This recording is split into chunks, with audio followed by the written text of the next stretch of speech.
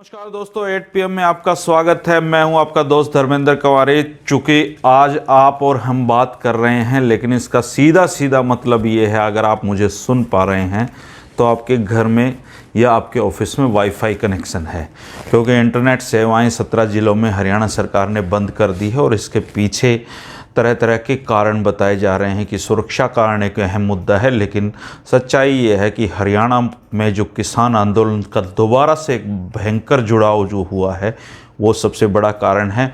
और कारण चाहे जो भी रहे हों, भारतीय जनता पार्टी की जो सरकार है, ये पिछला टर्म और इस टर्म को अगर मिला के देखें तो सर्वाधिक इंटरनेट बंद करने वाली सरकारों में से ये शामिल है। लेकिन सुरक्षा कारण अपनी जगह से होते हैं, बंद किए जा रहे हैं। पैनिक बिल्कुल भी ना लें और धैर्य बनाए रखें, किसी भी प्रकार की अफवाह पे भरोसा ना करें। और अगर आपको किसान आंदोलन का रुख जानना हो या हरियाणा में क्या चल रहा है, अगर ये जानना हो, तो किसी भी हाईवे पे आप निकल जाएं। ट्रैक्टरों के जो काफ़िले जा रहे हैं दिल्ली बॉर्डर की तरफ, टिकरी बॉर्डर की तरफ, संगू बॉर्डर की तरफ, गाजीपुर बॉर्डर की तरफ, उससे आपको अंदाज़ा लग जाएगा कि हरियाणा का जुड़ाव इसमें कैसा है। और अगर समय हो चुकी, अब इंटरनेट तो चल ही नहीं रहे, तो आप 1-2 दिन के लिए किसान आंदोलन में शामिल होकर भी ये नया अनुभव हासिल कर सकते हैं। खैर, हम आज के जो 8 PM है, इस पे 3-4 मसलों पे हम चर्चा करेंगे। सबसे पहले तो मैं आपको आज इस बारे में पूरी कहानी ये बताना चाहता हूँ कि राकेश टिकैत जी हैं, उनकी आंखों से क्यों आंसू निकले और उन आंसुओं ने क्या काम कर दिखाया है। इस पे मैं आपको पूरी रिपोर्ट देने की कोशिश करूँगा।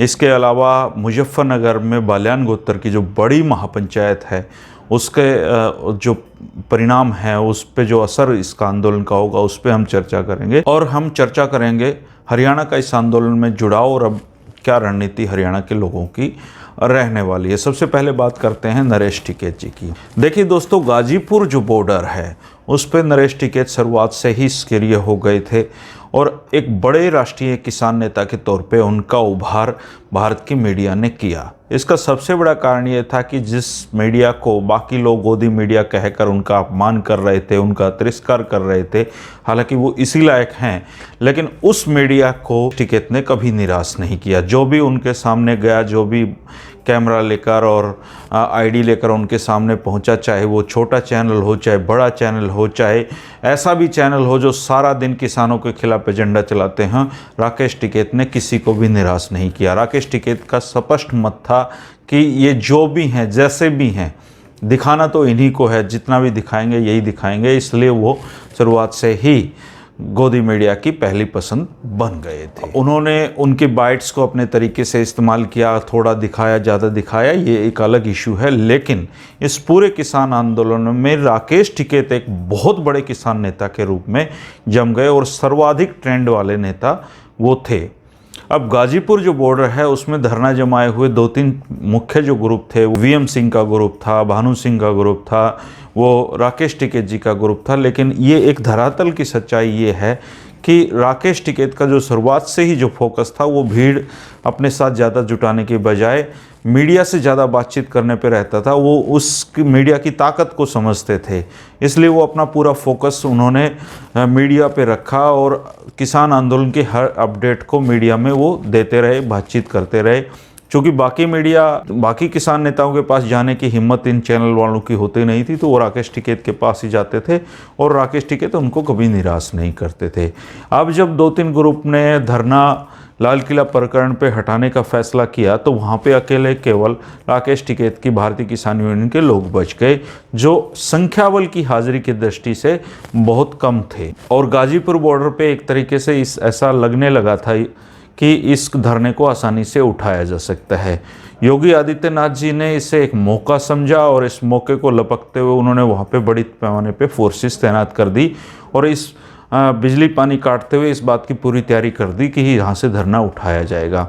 चूँकि लाल के बाद किसानों का मनोबल टूटा हुआ था, किसानों के मनोबल पे असर पड़ा था और किसानों को अपमानित किया जा रहा था, तो ऐसा लग रहा था कि अब ये किसान आंदोलन समाप्ति की ओर है। राकेश टिकैत इस बात को अच्छी तरह से समझते थे, इसके कंधों पे ये दबाव था और उन्होंने फैसला किया था कि अब इतना जितना संख्या बल बचा हुआ है, इसको अगर देखेंगे, इस लिहाज से देखेंगे तो फोर्सेज के सामने ये कम पड़े। अब पूरा देश में इस तरह का चीज़ें चल रही है, तो उन्होंने वो मन ही मन ये फैसला कर चुके थे कि इस धरने को, गाजीपुर बॉर्डर के धरने को ख़त्म किया जाए। फिर दोबारा ताकत जुटाकर वो वहाँ पर आते, लेकिन तभी एक विधायक वहाँ पर पहुँचते हैं। ऐसा बताया जा रहा है राकेश टिकैत ग्रुप की तरफ से, उन विधायक ने कुछ लोगों के साथ मिलकर वापस लौट रहे कुछ किसानों के साथ बदतमीजी की और मारपीट तक भी की।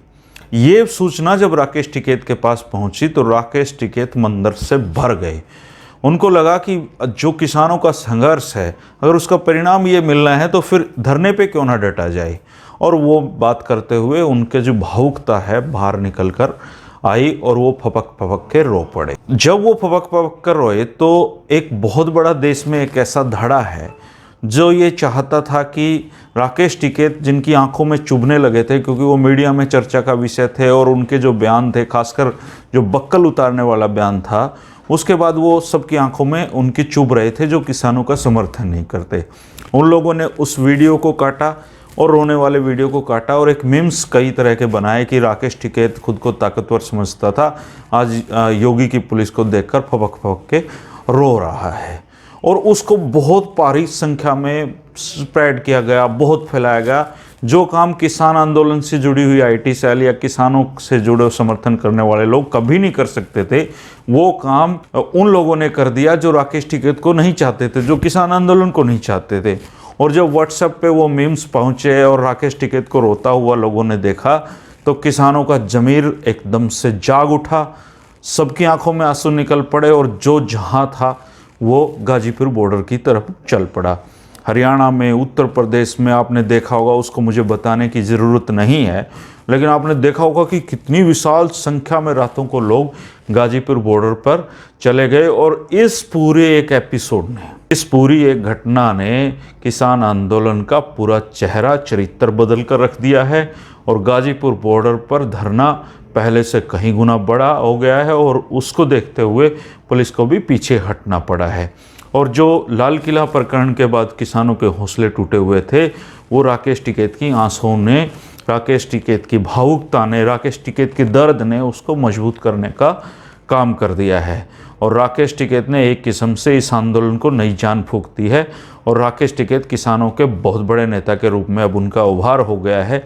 उनके जो राजनीतिक ट्रैक है, उनकी जो भूतकाल है, उसको देख के पहले ये आशंकाएं जताई जा रही थी कि राकेश टिकैत इस आंदोलन को कमज़ोर करेंगे या कमज़ोर कड़ी हैं, लेकिन अब वो इस आंदोलन की मजबूत कड़ी बनकर उभरे हैं और शायद भविष्य में वो बहुत बड़े किसान नेताओं के रूप में जो पश्चिमी उत्तर प्रदेश में जो कमी महसूस हो रही थी उसको पूरा कर पाने में वो सफल हो जाएंगे। और इतिहास उनके इन आंसुओं को भी याद रखेगा, इन आंसुओं की कदर है।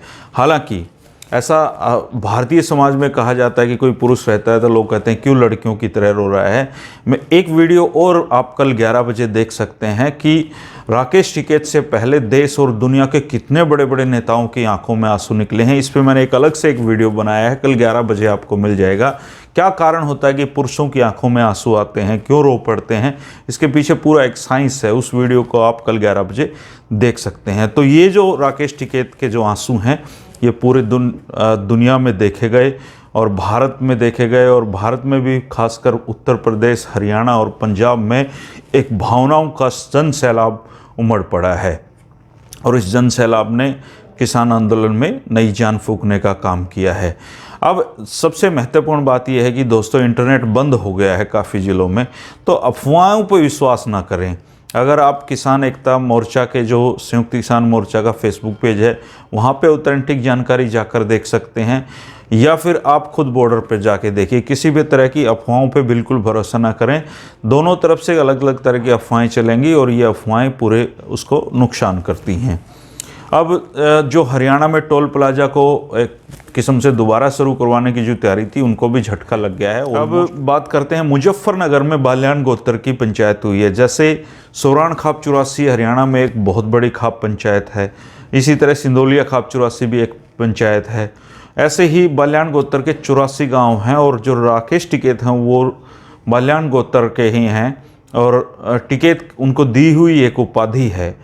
तो वो आज उनकी मुजफ्फरनगर में बहुत बड़ी पंचायत हुई है और उनके भाई जो हैं नरेश टिके, उन्होंने काफ़ी महत्वपूर्ण बातें इसमें कही हैं। मैं आपको पढ़ के सुनाना चाहता हूं। उनके बड़े भाई हैं चौधरी नरेश टिके, तो उन्होंने महापंचायत में लोगों का धन्यवाद किया इस समर्थन का और दिल्ली पहुंचने का आह्वान किया है। और इसके साथ ही उन्होंने कहा है कि हर तरह से अनुशासन में रहना है, शांत रहना है, अहिंसा का रास्ता कभी नहीं छोड़ना है, लेकिन धरनों को मजबूत करना है। और वो बहुत बड़ी पंचायत थी। पूरा पश्चिमी उत्तर प्रदेश एक तरीके से किसान आंदोलन में उठता हुआ नजर आ रहा है, जिसकी भागीदारी पहले थोड़ी कम दिखाई दे रही थी। हरियाणा की तो आपने खूब सारे इंटरनेट बंद होने से पहले देख ही लिया होगा। हरियाणा के तो गाँव-गाँव जाग गए हैं और सारे दिल्ली बॉर्डर की तरफ कूच कर चुके हैं।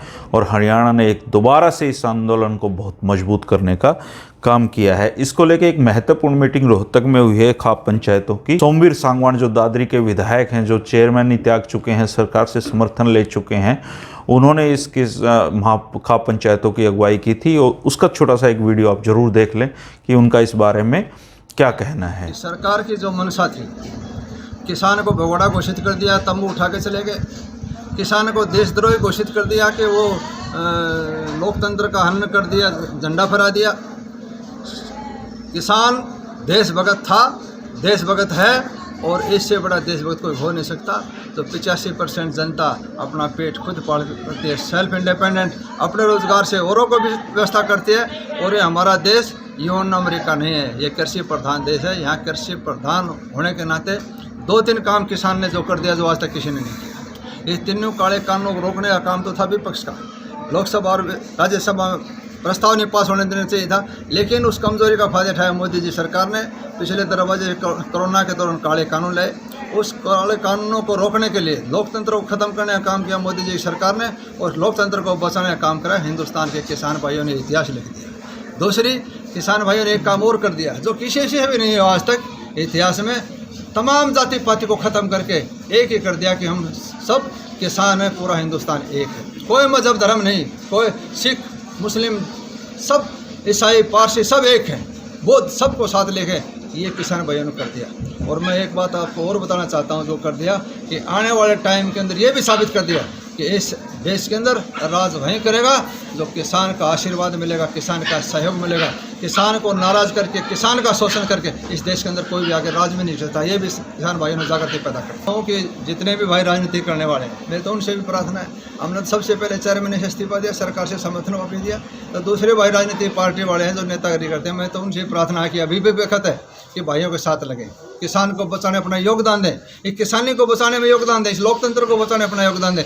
ये राजनीति, ये मंत्री संतरी बना जिस दिन छोड़ के जाएंगे बॉर्डर के ऊपर, रास्ते के अंदर, रोड के ऊपर ड्राइवर बॉडीगार्ड मंत्री बना जाएगा, उस दिन रोड पर छोड़ के जाएंगे। लास्ट में भाइयों ने सहारा देना है, और 5 लाख भाइयों ने लास्ट में शमशान घाट में भाइयों ने देना है। इसलिए कबीर जी ने कहा है, यही बखत यही बेला साधो, यही समय जागने का, पानी से पहले पाल बांधी जाए, आने वाली पीढ़ी याद रखे। ऐसा हम और हमारे बुजुर्गों से भी, नेता लोगों से भी, उनके पोते पड़पोते पूछेंगे, क्या दादाजी आप राजनीति में होते हुए इस लोकतंत्र को बचाने के अंदर जो आंदोलन 2020 और 2021 के अंदर हुआ, क्या उसमें आपकी भागीदारी थी? इसलिए इतिहास के पन्नों पर नाम लिखाने का काम करें। इतिहास जिस तरह आपका प्रधान है तो प्रतिनिधि है, पूरे हरियाणा की करीम यहाँ बैठी हुई है। और ये हिंदुस्तान का राजा हर्षवर्धन से लेके 704 ईस्वी से लेके आज 2021, इस 1500 सालों का जो इतिहास है खापों का, इन खापों ने समय समय पर इस समाज को, इस देश को बहुत कुछ दिया है, इस दिशा दिखाई है। इस समाज को जोड़ने के, जो ताना बाना जोड़ने में, बुराई को रोकने में खापों का बहुत बड़ा योगदान है। और जुल्म के खिलाफ जब से इस सिस्टम चला, जब से लड़ाई लड़ते हैं, और उसी जुल्म को देखते हुए आज भी तमाम खापों ने तन से, मन से, धन से इस किसान आंदोलन के अंदर सब साथ हैं। और मैं तो किसान घर में पैदा हूँ, किसान का बेटा हूँ, तो मेरा तो कर्तव्य बनता है। लोगों ने मेरे को राजनीतिक पार्टी से हटकर निर्दलीय बनाया, तो मेरा धर्म भी बनता था कि मैं भाइयों के साथ। तो हरियाणा सरकार जो टोल के बाद मैं नहीं समझता कि हरियाणा सरकार में कोई ऐसी कोई गुंजाइश की बात है, और टोल फ्री कराने की बात, ये वो अगर सरकार ऐसा करती है तो ऐसा पॉसिबल है नहीं। जनता जागरूक होगी, जनता से बड़ा कोई नहीं दुनिया के अंदर। लोकतंत्र के अंदर सड़गने जाते हैं, आज पूरा जनता का आंदोलन हो चुका है, पूरे वर्ल्ड का यूनियन सेक्टर ने भी कहा इससे बड़ा कोई आंदोलन नहीं है। तो दुनिया की कौन सी ताकत है? सरकार को नतमस्तक होकर तीनों काले कानून वापस लेने होंगे, किसान की विजयश्री होगी, और ये इतिहास लिखने का काम किसान भाइयों ने कर दिया। ठीक है। आपने हरियाणा का ये अंदाज़ा लग गया होगा कि हरियाणा की जो आंदोलन है इसमें कैसी तैयारियां हैं, कैसे लोगों का इसमें रुझान बन गया है। और बाकी ऐसा कोई गांव नहीं है जो दोबारा से आंदोलन में कनेक्ट ना हुआ हो, और आने वाले दिनों में हरियाणा फिर से एक बड़ी व्यापक भूमिका इस आंदोलन में निभाता हुआ दिखाई देगा। अलावा हिसार के पावड़ा गांव के कुछ युवा पानी लेकर टिकैत के पास पहुंचे हैं, और राकेश टिकैत ने कल कहा था कि मैं अपने गांव का ही पानी पीऊँगा, तो रात को गांव से लोग पानी लेकर चल पड़े थे। और अब तो मुझे लगता है कि उनको पता नहीं हज़ारों गाँव का पानी पीना पड़ेगा, क्योंकि किसान अपने साथ बड़ी भावुक और भोली कौम होती है किसान, तो अपने साथ पानी लेकर भी वो राकेश टिकैत के पास जा रहे हैं। ये अपने आप में एक अलग तरह का इतिहास लिखा जा रहा है कि कैसे किसान एक भावुकता में पानी लेकर भी वहाँ तक पहुँच रहे हैं और उनके हाथ मजबूत कर रहे हैं। 8 PM पर आपको मैं आंदोलन से जुड़ा हुआ हर पहलू इस इंटरनेट बंद होने के बावजूद उपलब्ध कराता रहूँगा। आप देखते रहिए दोस्तों। कोई सवाल है तो आप पूछ सकते हैं, वीडियो दूसरे लोगों को दिखा सकते हैं जहाँ पे वाईफाई है, और प्रामाणिक खबरें देखें, अफवाहों से बचें, क्योंकि अफवाहें बहुत बड़ा नुकसान करती है। आज कुछ जगह पे विरोध के नाम पे जो कुछ चल रहा है वो बहुत कष्टदायक चीज़ है, और उसको किसानों ने बड़े खूबसूरती के साथ, सूझबूझ के साथ, वो जो विरोध के नाम पे कुछ लोग वहाँ पे उनको चोट पहुँचाने की कोशिश कर रहे थे सिंगू बॉर्डर पर, उस सारे प्रकरण को फेल कर दिया है। और टिकरी बॉर्डर पर भी ऐसा हो रहा था, उसको भी फेल कर दिया है।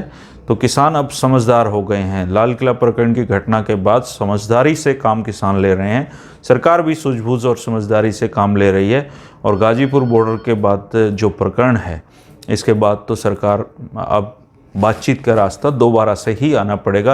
8 PM में हम रोज़ाना इस पर चर्चा करते रहेंगे। मैं आपको ताज़ा अपडेट देता रहूँगा। अगर आपको चैनल पसंद आ रहा है, कंटेंट पसंद आ रहा है, तो इसको सब्सक्राइब करें, दोस्तों के साथ शेयर करें। सुबह 11 बजे का वीडियो ज़रूर देखें, जिसमें आपको पता चलेगा कि केवल राकेश टिकैत ही नहीं, दुनिया के बहुत बड़े बड़े लोगों की आंखों में भी आंसू निकले हैं, और इन आंसुओं की एक वजह होती है। नमस्कार दोस्तों, आज के लिए इतना ही।